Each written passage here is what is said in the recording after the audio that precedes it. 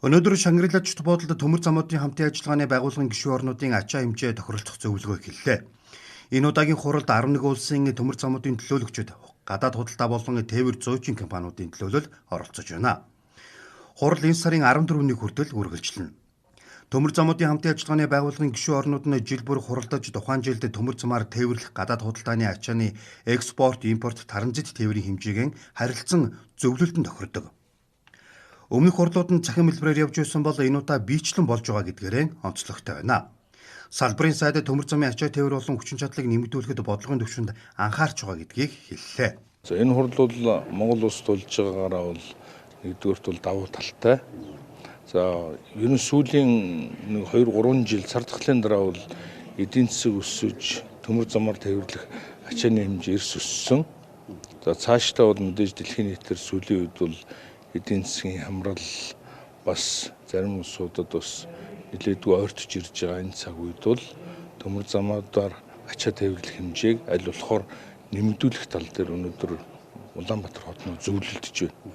Цаашдаа мэдээж ялангуяа хөрш зэрэгэлдээ бүгд найрамдах хятад улс, Оросын улбаны улс, мөн бусад улс орнууд манай төмөр замтай хамтын ажиллагаатай бусад орнуудаар дамжин өнгөрөх ачаа тээврийн хэмжээг аль болохоор нэмэгдүүлэх тал дээр Монгол улс нэлээд хичээнгүйлэн ажиллаж байгаа. Мөн Улаанбаатар төмөр зам, мөн зам тээврийн яамнаас онцгой анхаарал тавьж байгаа гэдгийг энэ төсөнд хэлье. Яг нь ер нь бол нэвтрүүлэх хүчин чадлыг та бүгд мэдж байгаа.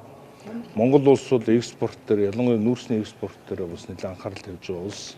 Тэгээд сая бол энэ зөвлөгөөн дээр хэлсэн. Бид өнгөрсөн 2 сарын 15-нд Харьбий хотод олон улсын хурал дээр мөн ганц мод гашуун сухатын хил дамсан төмөр замыг олон улсын гэрээг сойрхон баталсан байгаа. Удахгүй 3 сарын 17-нд чуулган нэгдээд сойрхон батлах үйл ажиллагаа явагдана. Улаанбаатар төмөр замын ачаа тээврийн хэмжээ жил бүр хурдцтай нэмэгдэж байгаа. Энэ нь төмөр замуудын хамтын ажиллагааны байгууллагын гишүүн орнуудын үр ашигтай бүтээлч хамтын ажиллагаатай холбоотой юм байна. Улаанбаатар төмөр зам 2024 онд 33.4 сая тонн ачаа тээвэрлжээ.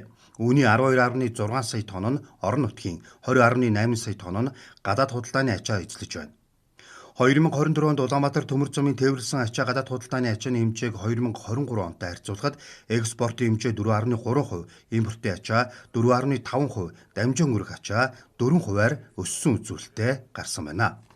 2025 онд 34 сая тонн ачаа тээхээр бид төлөвлөд байна. Тэгэхээр энэ их ачааг тээвэрлэхийн тулд бид нар ямар техник зохион байгуулалтын арга хэмжээ авах вэ гэдгээ эдгээр улсуудтай харилцан ярилцаж, тохиролцож, Монгол улсаар дамжин өнгөрч байгаа ачаа, Монгол улсын экспортын ачаа, Монгол улсад орж ирж байгаа ард түмний өргөн хэрэглээний бараа, дизелийн түлш, барилгын материал, ийм бүтээгдэхүүнийг бид хэрхэн яаж тээвэрлэх гэдэг асуудлаа энэ хурлаар ярилцаж тохирно. Улаанбаатар төмөр зам бол улсын хойд хилээс урд хилээ хүртэл 1100 км замтай нэг замтай. Тэгэхээр бид цаашдаа Улаанбаатар төмөр замыг хос замтай болгох, цахилгаанжуулах гэх мэт дэлхийн төмөр замын хөгжлийн төвшөнд хүргэх ажлуудыг мөн зохион байгуулалтын арга хэмжээ авахаар 2025 онд болон 2030 он хүртэл Улаанбаатар төмөр замыг хөгжүүлэх хөгжлийн хөтөлбөртөө тусгасан байна. 2030 онд бид 50 сая орчим тонн ачаа тээвэрлэхээр зорж ажиллаж байгаа. Тэгэхээр 50 сая ачааг тээхийн тулд замын тээх нэвтрүүлэх, боловсруулах хүчин чадлыг ялцчгүй нэмэгдүүлэх шаардлага үүсэж байгаа. Тэгэхээр энэ их ажлыг бид төлөвлөөд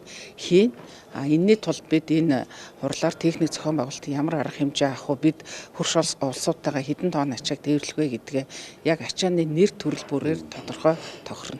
Манай улсаар дамжин өнгөрөх транзит чингэлгийн галт тэрэгний тоо жил бүр нэмэгдэж 2024 онд 3144-т хүрсэн байна.